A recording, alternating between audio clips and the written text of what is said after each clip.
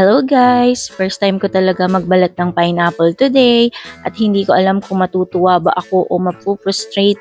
Alam mo ba yung mga nakikita mo sa ibang video na ang linis magbalat ng pinya?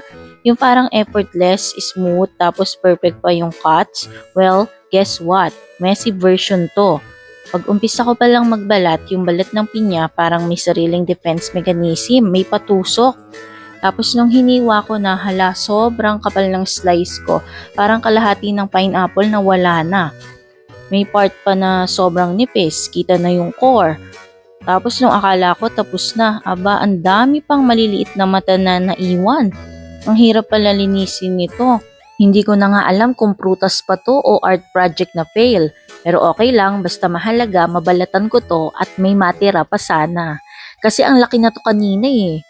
Mukhang fail sa presentation tayo today pero carry lang, importante na balatan. Shoutout nga pala kay Mama Rose, sa kanya galing tong pineapple na to. Thank you, Ma.